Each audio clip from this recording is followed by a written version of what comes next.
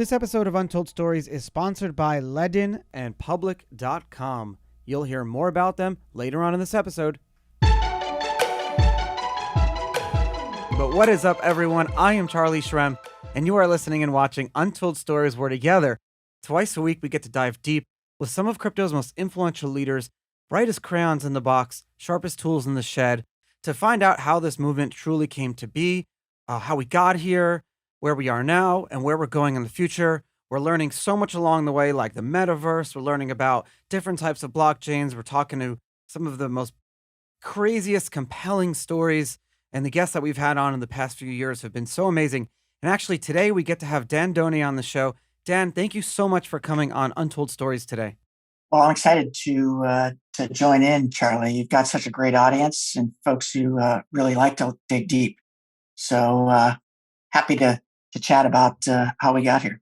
You've had many years working with the government and shaping kind of how the internet innovation and how governments will act and react towards that and kind of regulate and help chase down bad guys and do a lot of these different things to a point where you were the chief innovation officer of the Defense Intelligence Agency, the DIA, and then now you're the CEO of Securrency. And when we're doing the research here, you know, we're sitting with all the writers and we discuss each show and what we're going to talk about and how the storyline's going to go. And one of our writers like, damn, why did he leave? Why did he start a blockchain company? I'm just so damn curious. So that's my first question to you. It was impossible to ignore the potential associated with blockchain at the time. So just to give you a little bit of the backstory, it's very frustrating to tackle the innovation challenge in government settings. So while my job, I had a cool title and had an opportunity to see just be at the forefront of emerging technology, quantum computing, advanced cyber attack and defense techniques, and blockchain.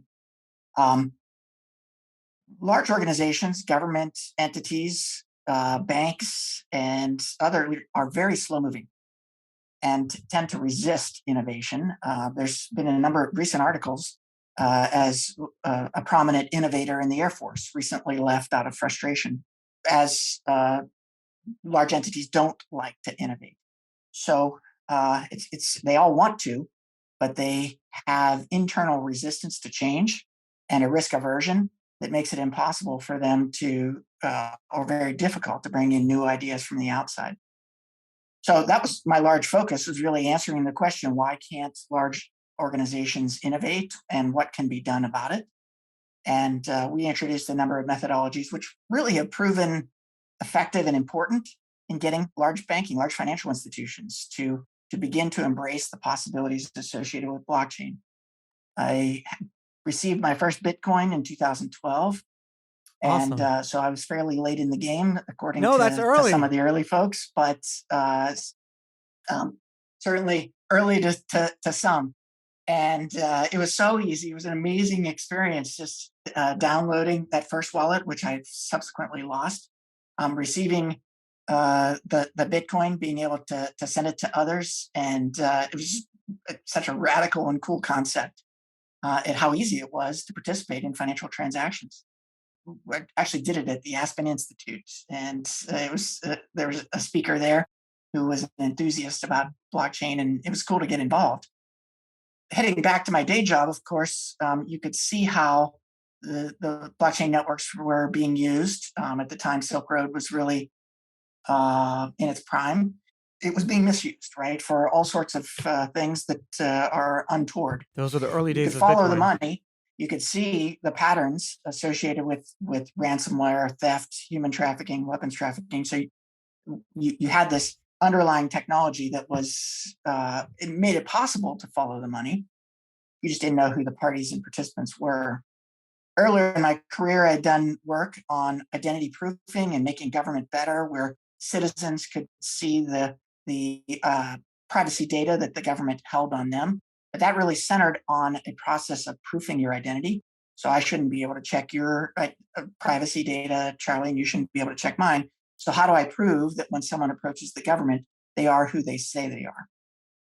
Well, that plus blockchain network, I saw the opportunity for a better financial ecosystem, one that was completely transparent, easy to oversee, but also that had global reach with instant settlement. So if you took blockchain networks and you layered over top of that an identity framework, you could meet uh, government travel rule requirements, among other things.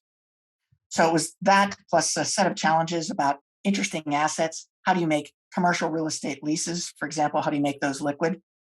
I built up a tokenization platform while still working my day job in the government to tokenize income streams from real estate and give people the opportunity to have dividend paying currencies. That idea of a security and a currency blended together was what gave rise to the name Securrency in mid 2015. And I thought, this is game changing. We could apply it to leases. We showed how it could be applied to mortgages, how it could be applied to insurance. And that was compelling enough for me to quit my day job and to jump into the space head It's so first. awesome. You're talking about like tokenizing cash flow businesses. It's something that I've wanted to do for so long. Like we have multiple Airbnbs. I want to tokenize those. This podcast potentially, but obviously the regulatory issues around it is something that I worry about. And I didn't even want to get into securrency yet. We're diving deep into it, but I'm really actually excited because when we're figuring out when I'm thinking about problems and demand that I'd like to have in the space, and then the universe almost like showed me what you do, and I get excited because I want to start using it, and that's really what you're doing there. You handle all the compliance involved, but everything is still on chain. So when you're tokenizing a cash flow business, even a film, a song, the creator can preset everything, and all the presets are actually available on chain. You deploy it on multiple types of different blockchains. I mean, it's so unbelievable. Yeah, Charlie, you're jumping ahead to some topics we're going to get to in DeFi and how all of this applies. But I'll tell you, the original challenge is the same challenge that most people are sitting. They know this is powerful. They know how powerful blockchain is. They just don't have the regulatory expertise. So this is what happened to me. 2015 November, almost exactly 6 years ago, we founded.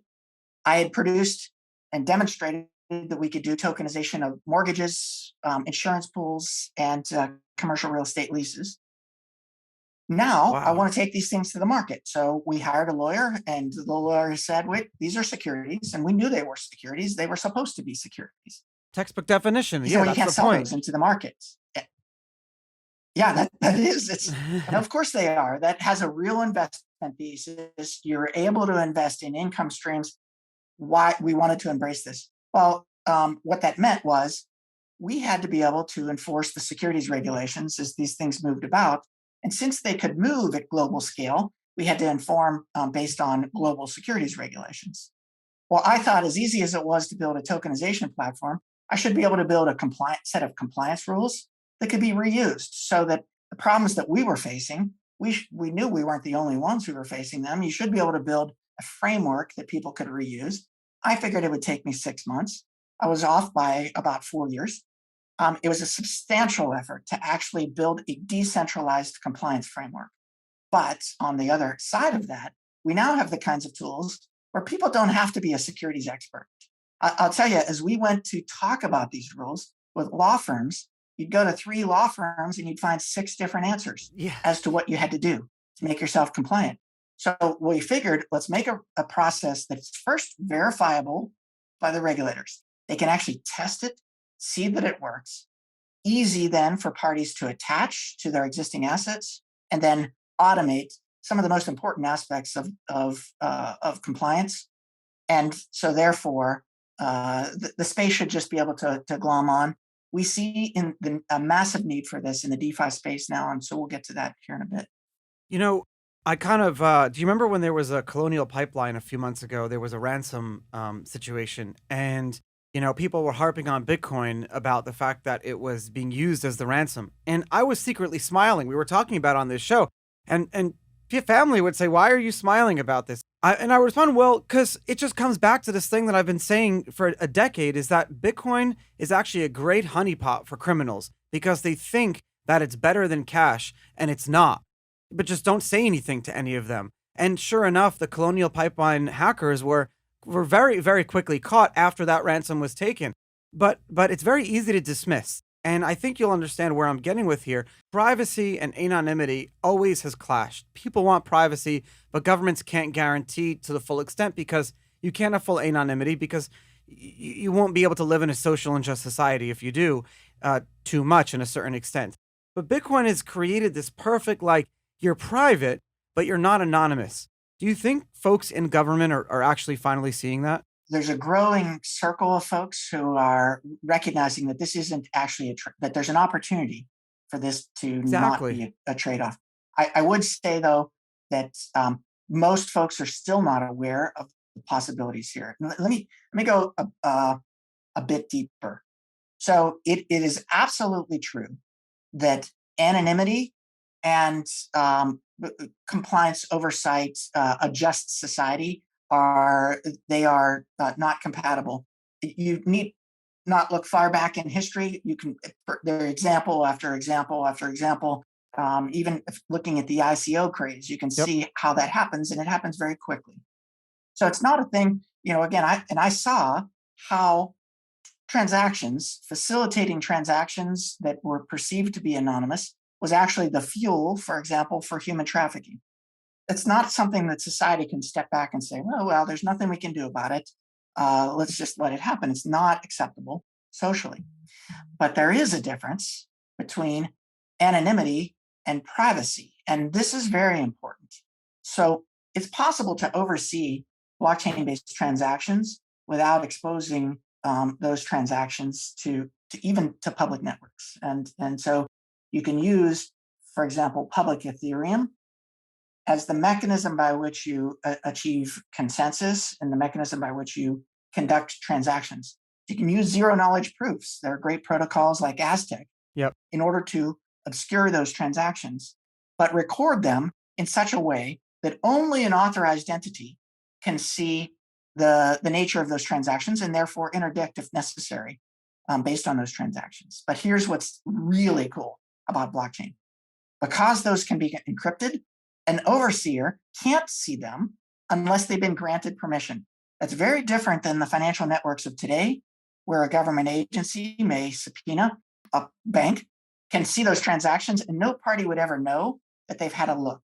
But through proper encryption, you can oversee the overseers such that each time the regulator performs their responsibility under warrant, it can be known. And in fact, it can even be privacy groups who grant access to the underlying data, Dude, this such is that there's a crazy. mechanism to have unprecedented privacy and even protection from government um, abuse. You're talking about putting the whole justice system on chain, which is the ultimate goal. I mean, because most people that I talk to and we talk to and we know, we love the idea of living in a just society that needs government and regulations. It's the abuse of today is what our issue is with. And so this is a very, very complicated topic, and we have to be very distinct about it because, there could be people can take arguments from either side and grab different red herring type things and say, oh, one is not good and one is the other. However, what you're saying here is essentially putting the idea of civil and criminal court systems jurisprudence on top of a chain where your local district judge has access to that transaction and then can issue warrants to allow the regulator. I mean, it's all done on chain. This is really the future of living in this utopia that is free and fair. It's an unbelievable thing. Yeah, I think so. There is folks who are privacy advocates, and there's a lot of zeal in the blockchain Of networks course. in censorship free, and for good reason. Governments have abused their authority many times in the past. There's plenty of examples of this, even today. There's improper exploitation of information in financial networks. There's an answer. Blockchain is the answer to that, and a combination of zero knowledge proof, complete auditability of the auditor is such an exciting future where we can actually, instead of constantly having this trade-off Yeah. between oversight and privacy. We can actually get both, and that is so revolutionary that government entities, frankly, ought to be excited about this. From our perspective, in my view, they're not excited enough. Yeah, because you left. When I first fell in love with Bitcoin, I was the circles that really were able to freely discuss it were a lot of these anarcho-capitalist, anarchist, libertarian. I was camping out for a week up in New Hampshire with this like multiple thousand member community of people. We were trying to like create this beautiful thing, trading Bitcoin for silver. But I was uncomfortable with the idea of like taking down and violence, and even if the terminology was hypothetical, I could always see how it could be very, you see with what happened last year, how very quickly that could be turned into like physical action. But I met someone who really changed it for me, and he said, Charlie, forget trying to end the Fed, as the popular saying would go. He said, let's transcend it. If we build a better one, markets will always prevail and our system will be better. But I was always thinking about this in terms of financial services. You are totally expanding it to every aspect of government and society we live in. And I think for most it can work. But what does that world look like? Do we have winner take all? Do we have multiple blockchains, permission versus permissionless, with interoperability, bridges being the toll booths between them? Like, how do we do this? Man, you are opening up Pandora's box here. There's a lot of great threads there. So let me just pick up on one of them. And that's the idea of, is there one blockchain to rule them all, or are there many? The one thing that my history has told me is that if there's ever only one solution, it is the end of innovation, just by its nature. So it can't be true that there's only one blockchain that services everyone's needs, has the greatest consensus, the highest performance, and all of the characteristics that a party would desire. And again, if there ever was one, then the next thing which would disrupt that would have no point of entry. So it's much better to have many, but in fact, to build a framework by which you link, join them together, interoperate between them, et cetera, is our view.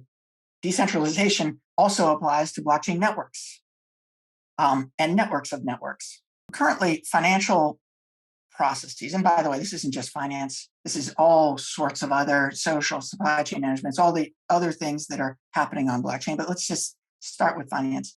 The world's financial centers, London, New York, Singapore, Beijing, Tokyo, have disproportionate wealth, and it's because of a good service that is being provided by those centers, right? So making value liquid, such that value can move to opportunity, is an important service. And what you can see in places where you don't have that service, there is not innovation or growth.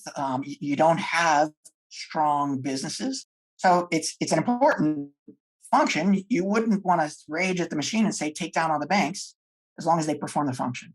But blockchain makes it possible where it doesn't have to happen only in New York, London, Singapore. And therefore, the parties around that, it ought to be happening in Africa, South America, Central Asia, in the same way that it happens in any one of those centers. Early on, 2016, through MIT connections, I was introduced to this company, RegTech, a spectacular company that the listeners should check out on their own. They won a UN award. They focused on lending to smallholding farmers. And these same lending pools and tokenization framework that we had developed, we said, hey, let's come together here and show how we can use blockchain to do lending in developing world settings to smallholding farmers. And the farmers in those settings are exploited. They're unbanked. They don't have easy access to capital. And even something simple like getting $500 that you need for your seeds and fertilizer for the year, when you don't have a bank account and cash is something that you can't securely hold, that's a challenging transaction, effectively going through payday lenders. And this causes generational debt, inability to build capital, and efficiency.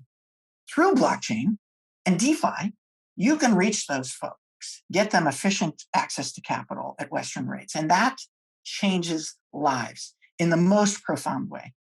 So this is where it's going, which is, for all of the work done by nations, sort of top down to rebalance, feeding money through aid organizations to Love that. parties. All you're doing along the way, by the way, is enriching the exploiters because the money passes through them as it gets out to the populace. Blockchain changes that, as you can reach these parties directly, and again, change lives. That's where this is going, and everyone should be excited about that because that is a much better world to live in. Guys, we need to talk about how to use your Bitcoin and your USDC to earn you interest and make you more money. To do that, we're going to talk about our newest sponsor, latent.io, a much better home for your Bitcoin. They're amazing. They're a secure, simple, and easy to use platform for managing and growing your digital wealth. On Ledin, you can earn interest on your Bitcoin and on your USDC with some of the industry's best rates. Earn 6.1% APY on your first 2 Bitcoin and 9% on all of your USDC. That's right, all you need to do is deposit your coins and you'll receive steady payouts at the end of each month just for leaving your coins with them. 6.1% on Bitcoin is pretty huge. You don't find that same kind of return elsewhere without taking a much greater risk. And 9% on your USDC, think about what kind of rate you'll get if you had dollars sitting in your bank's savings account. Probably almost nothing. If you've got dollar savings sitting around, this seems like a no-brainer. All you need to do to sign up with Ledin is send a bit of Bitcoin or USDC their way, and then sit back and let the interest accrue. So what are you waiting for? Go to untoldstories.link/Ledin to start earning interest on your Bitcoin or USDC today. That's untoldstories.link/Ledin. You're going to love them. Enjoy. We're all used to investing in different types of cryptos, and we know that you can buy as little as $1 worth of any coin or token, but you can't do the same thing with stocks, bonds, and ETFs and all those other like traditional assets. And then if you can't do it all in the same place. Our newest sponsor, public.com, it's a super awesome community where they take your privacy seriously, and you can get in there and trade slices of crypto, Bitcoin, all different coins and tokens, and also stocks, bonds, ETFs, equities, and it's all done in the same place. What I love about it is that you have all these different investors you can connect with all walks of life, gain confidence, ask questions, get the big picture with curated themes, talk to everyone, but they don't get involved in the order flow. They're not selling your data to all these other middlemen. And we got a very good special for you, my listeners, today. If you go to public.com/untold stories and you start investing with $1, they're going to give you up to $50 in a free stock, a slice of a stock. That's all you got to do. Download the app, $1, you get $50 worth. Public.com/untold stories, valid for U.S. residents, 18 plus only, subject to account approval. And make sure you check out public.com/disclosures. There's no investment advice here. These guys have been doing and amalgamating all of these different types of community, stock, bonds, ETFs, cryptos all together. Make sure you check it all out. Public.com/untold stories. I really like what you said. It's efficient access to capital at Western rates. And if we're talking about like the ability from when you have like someone in London and then by the time that value reaches the farmer somewhere else, there's like 15 middlemen that are involved in that. And at the same time, even what you're doing, if I wanted to like create liquidity for cash flow, it's a very difficult thing to do right now because it also relies on the person doing it, and it shouldn't. But at the end of the day, we know that credit scores and all that stuff is still a thing. So if you have a successful like Airbnb business and you want to securitize that nowadays, you need to have a good credit score. You have all these different type of things, and Securrency, you guys are changing all of that. What type of cool novel deployments have you guys already seen and had? Like, what is kind of happening in the wild use cases right now with this? What type of businesses are tokenizing their cash flow? Yeah, you may know of our work with Wisdom Tree, who's a leader, innovator in ETFs for over a decade, almost 2 decades, as they've been pushing the limits there, and they've seen what ETFs, exchange traded funds, have done to mutual funds, which they're rapidly displacing the whole mutual fund model. And the reason is because they're more tax efficient, they're more liquid, you can trade intraday as opposed to mutual funds. They see blockchain-based instruments, tokenized funds, doing to the ETF world, where you get now the ability to trade much more broadly, globally, 24/7. You get access to new investors who wouldn't otherwise have had access. It's a disruptive model in that case. And we're so excited to work with them. While WisdomTree is in the space of Bitcoin ETFs, they've had a Bitcoin ETF in Europe for a few years now. I think they were the first there, and have an application for one here in the US. That's taking a traditional wrapper that is a normal share interest around a cryptocurrency. So the underlying is crypto. This is the opposite that we're working with them, which is to take traditional assets, treasuries, or even shares of Tesla, and then wrapping them and issuing them in tokenized form, allowing investors globally to get access to these new kinds of exposures. That's super exciting, we believe, both for the asset management space, but also for investors who, for example, if you want to get exposure to real estate in Eastern Europe, there's no efficient way to do it in the existing private market structure. Yeah. Even in the US, I don't trust real estate investment trusts. They always go down. They're the most bankrupt companies ever. Sorry for anyone who works in them. But no, they're scary. I read books, a lot of novels, and for some reason they pick on real estate investment trusts. I don't know why.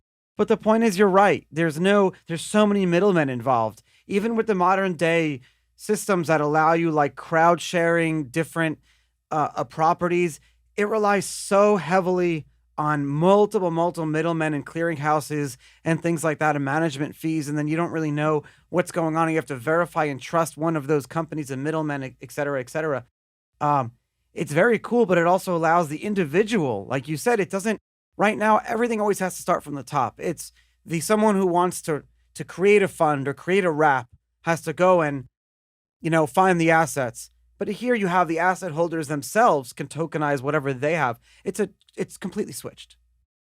Exactly. There's still a need for curation. So, if I were to so how do you handle that? Like you said, yeah. So this is the role of asset managers. So, great parties like WisdomTree, as we work with them, through tokenization, they'll be able to go direct to investors. So they won't have to go through an E-Trade account or what, in order to get an asset to the investor. But their specialty is curation. So in other words, they produce, they call it modern alpha. They have wise parties who spend their time doing analysis, looking across the opportunities in new markets, let's say batteries, as an example. They produce, if you think batteries are hot, they produce exposure across a number of firms on your behalf. Now, as Joe investor, I don't want to have to research every battery company to get exposure. I would like a curator for me. That is the party who's doing that research on my behalf. But here's the big deal. And again, blockchain really assists. I want to know who the best curators are. That's based on performance. And so I shouldn't have to guess. I should be able to see, and blockchain can help me see. Oh, I like where you're going with this. Curators. So in fact, I'll tell you another quick story. Before I was going to start the company called Pick Wisely, but it was the concept was effectively a prediction market for fantasy football, where you allowed pickers to pick, expose what their picks are, and then based on how they performed, parties could basically subscribe to their picking.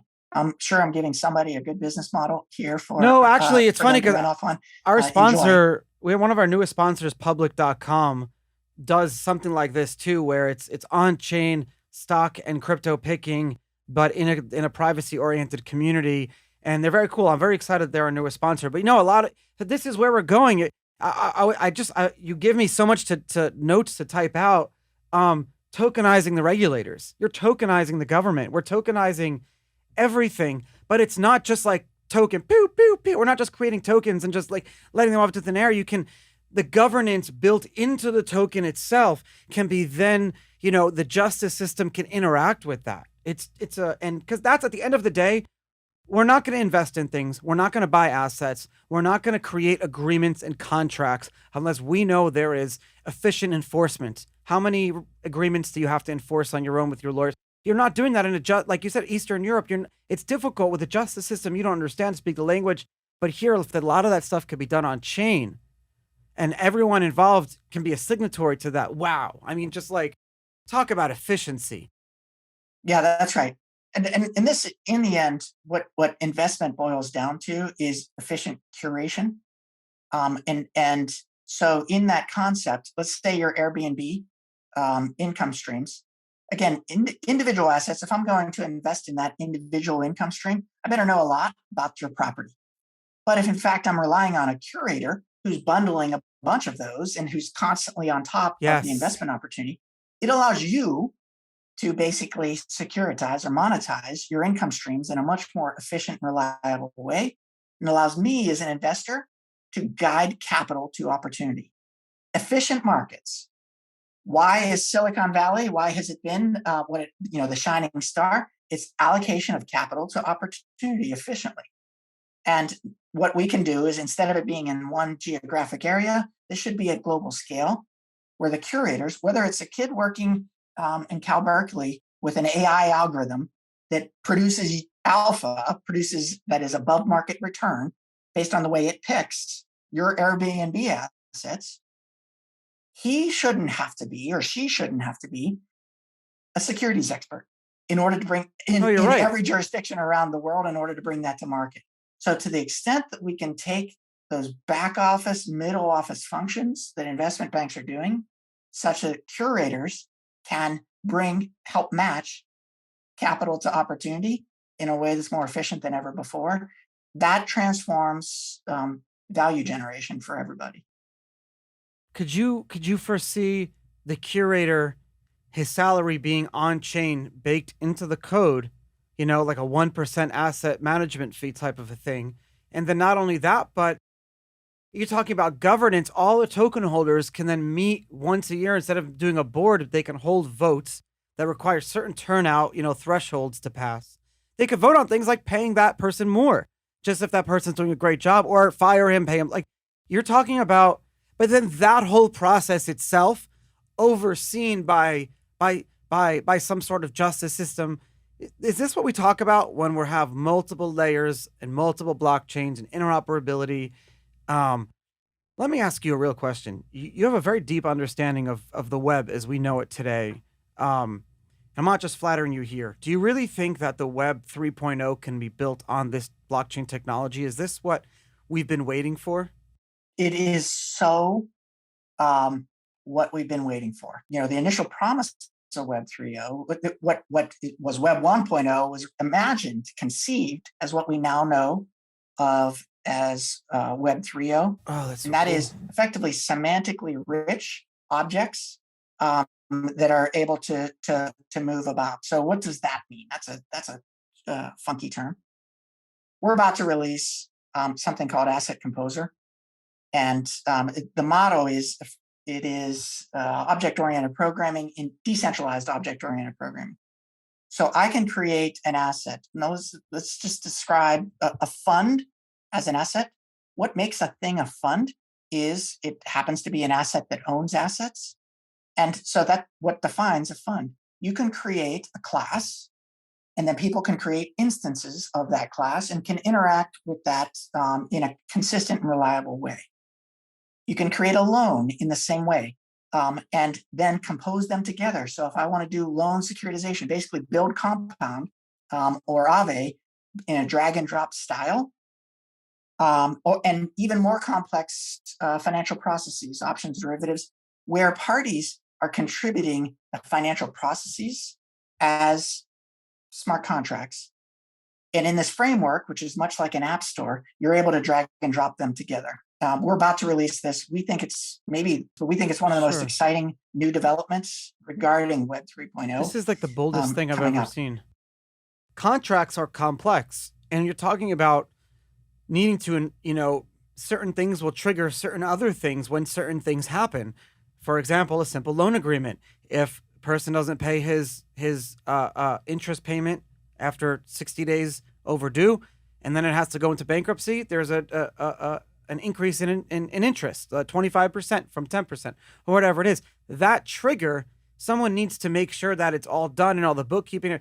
You're talking about the ability for all these contracts to just constantly work, but then liquidity behind it, being able to, if someone says, oh, I don't want to own now a loan, even though it's tokenized, that's now in bankruptcy, I can sell that to someone else and move it about, rich objects. Is that what you're kind of getting at?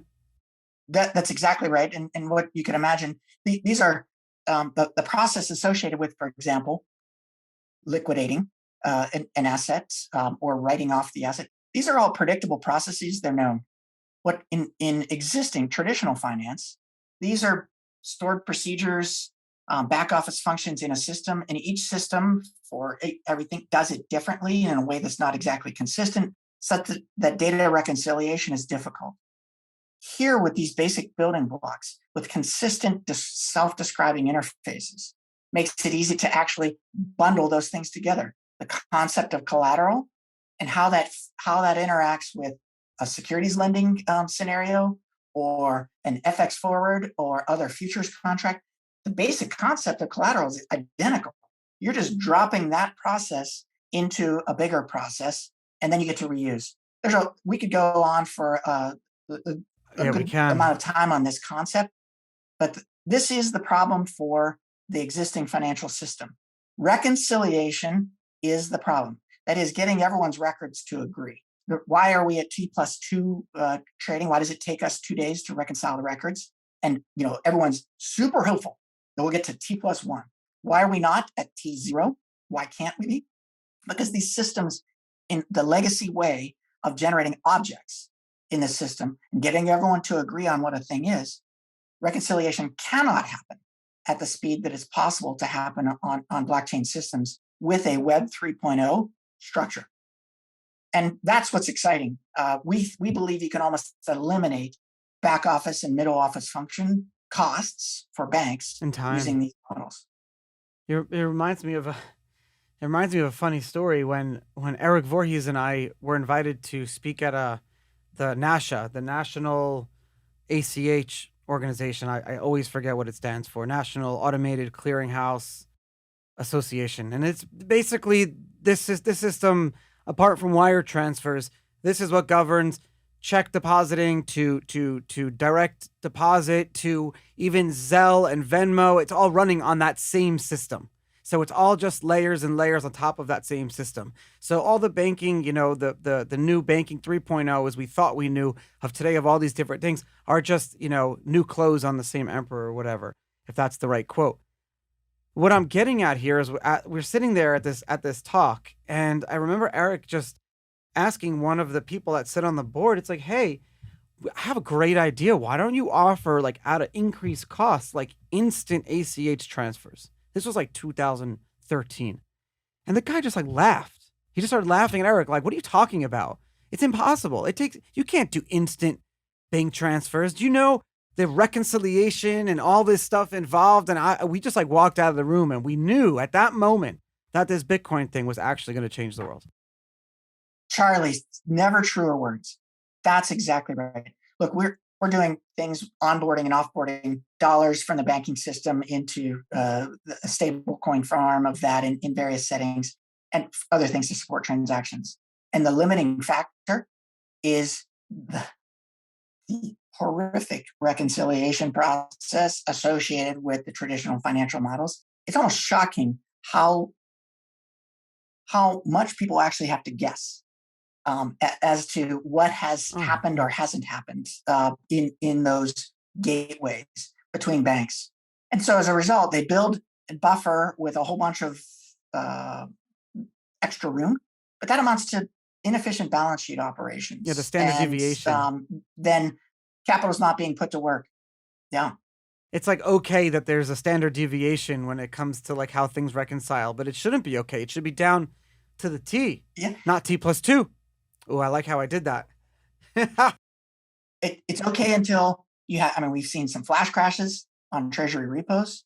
We've seen the GameStop incident was, an example of one of those cases where this reconciliation delay caused a problem. And who lost in that?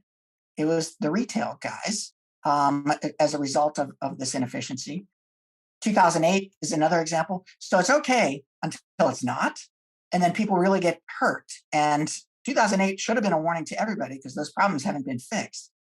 We People got hurt, to be sure, but it could have been much worse. And we don't think outside of blockchain those problems are going to be fixed for the, let's get on it. Let's not wait until we have a global financial collapse to say, man, I wish we had used these tools.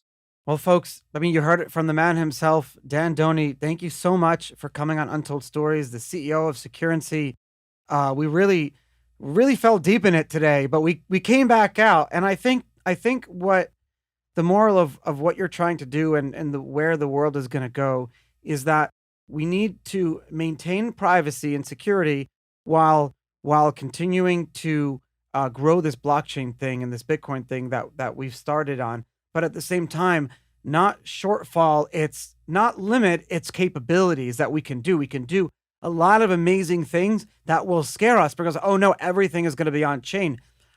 But that may be a very good thing because you can regulate the regulators, tokenize the regulators, tokenize the government. We didn't even talk about different types of like incentive structures, making sure that regulators are not abusing. There's so many different like ways down. We have to have you on a part two, but it's all the time we have today.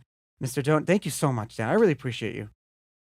Charlie, thank you. What a great conversation. I look forward to part two. Same.